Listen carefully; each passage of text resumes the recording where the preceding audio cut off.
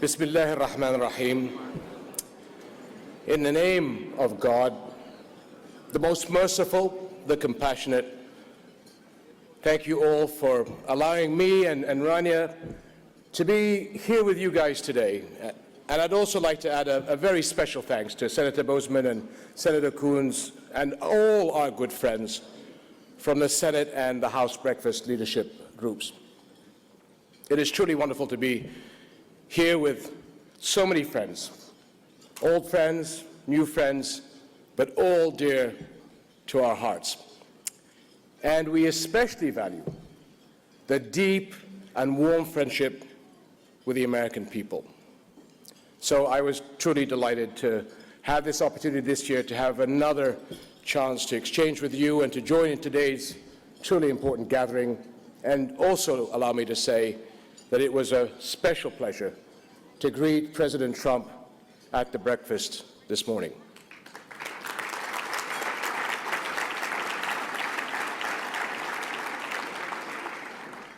As always, I'm keen to work with the new administration and our many, many other friends here in Washington. But my friends, we are here today to honor God's role in our lives and in the future of our world.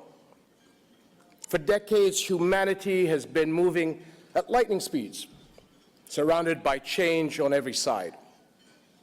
The internet and social media are bringing new ideas and global events to the very phones in our pockets. New economic sectors and skills emerge, only to be bypassed for something new. Old ways of doing things constantly seem to be left behind. The promise of all this was a satisfied life, but we are not seeing that satisfaction. For too many, the promise of opportunity seems to dangle just out of reach. Our communications technologies have equalized access to knowledge, but not necessarily access to opportunity. And as a result, people now know all too well just what they're missing out on. And everywhere I travel, I meet and see people who feel left out, their identities disrespected, their voices unheard. More and more people feel the ground of life shifting under their feet. Yet there is ground on which we can stand that does not shift, that cannot shift the unchanging spiritual values that we all share. Tolerance,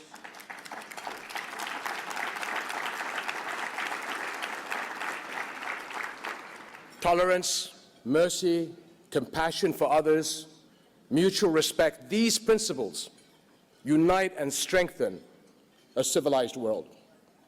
Because without them, technology and riches will fail to make life better. But with them, by the grace of God, we can find the solutions that people everywhere need. And it is those common ideals that bring all of us together here today, because they are the foundations of every religion, whether we bow in a mosque, kneel in a church, pray in a temple, or simply engage in the selfless act of kindness. We are all joined in faith. Spiritual values are powerful because they reflect the highest source of our good. It is God who leads us to come together as brothers, as sisters, equal in dignity, whatever our race or background or creed. And his two greatest commandments, to love God and love our neighbor, are recognized in Islam, Christianity, Judaism. So my friends, we need to renew our global neighborhood, focusing on what unites us, not what divides us, and standing together to get the job done.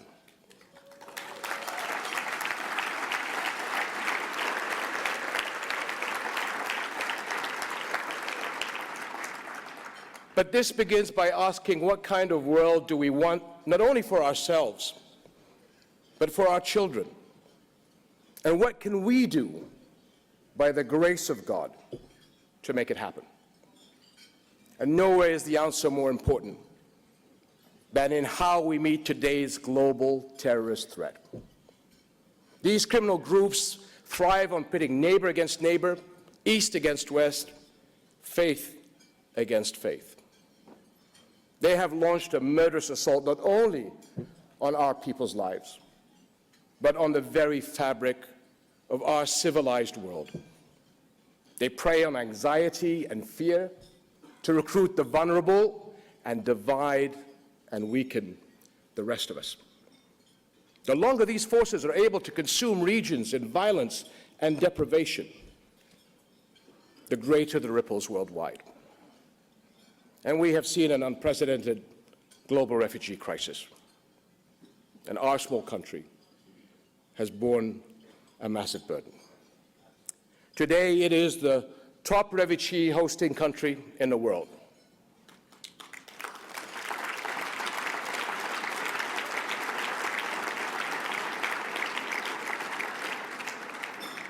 We have taken in millions fleeing danger, Muslim and Christians alike, opening our neighborhoods, our means, and our hearts to offer support and safe haven. But as a leader, it pains me to see how difficult the past few years have been on my people. But we take guidance and draw comfort and strength from the words of God, who tells us, "So verily with every difficulty there is relief. Verily with every difficulty there is relief. Therefore, when thou art free, still labor hard, and to thy Lord turn thy attention." So we will continue to work hard and to have faith in God, because our world cannot accept such a status quo of violence, deprivation, and fear. We all need to act in the battlefield and beyond. Security cooperation is vital, but we must also take back the battleground of ideas. And this demands a new emphasis on those values that uphold such a peaceful world, acting with mercy and compassion to gather the excluded and help protect the weak, serving our neighbors close at home and across the world by opening new doors of opportunity and hope, and exposing the lies that would undermine all our futures. For those of us who are Muslim, this fight is very personal. Those criminals are Khawarij, outlaws to our faith. And people nowadays talk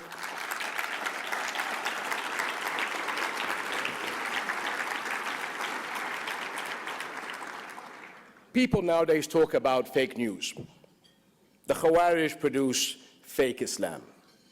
They selectively paste together the words of Islamic texts to promote a false and perverted ideology. And in reality, everything they are, everything they do, is a blatant violation of the teachings of my faith.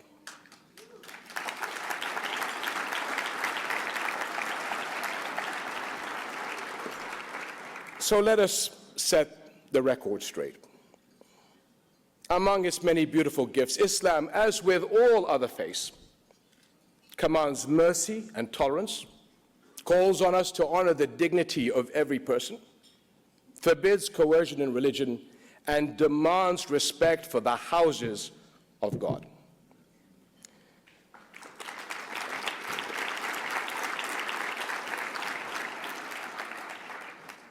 I'm also truly honored and very humbled to serve as the Hashemite custodian of Muslim and Christian holy sites in Jerusalem, a city that is precious and holy to all three monolithic faiths and must be respected always as such.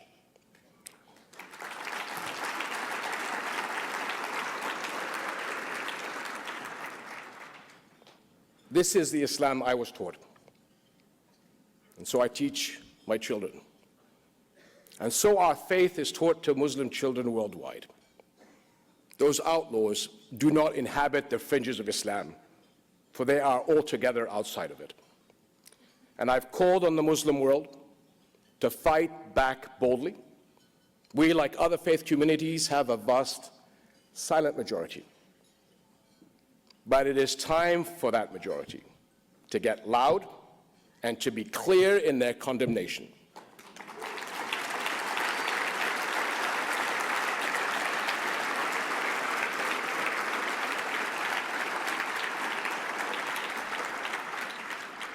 Non-Muslims also have a critical role. Buying into the radicals' false claims only serves their evil ambitions. They want to pull societies apart and cut the ties of friendship around the world. They thrive on suspicion and misunderstanding. They applaud acts of Islamophobia and narratives of hate. Every inch along this path contradicts the values that give us strength and endangers the future we all share. This is why it is vital for leaders at every level to seek to understand other faiths and educate others as well. My friends, our faiths, whether Islam, Christianity, or Judaism, teach us that we are defined by our choices, not our circumstances, by the choices we make or the choices we don't, by our action or inaction, by kindness or cruelty, boldness or doubt, compassion or indifference. There has never been a more critical time to make the right and often very hard choices all around the world. Our futures as a global community does lie in the balance. But by working together, guided by our faiths, we could tip the scales firmly in the favor of peace and shared prosperity. Peace, God's mercy and blessings upon you all. Thank you.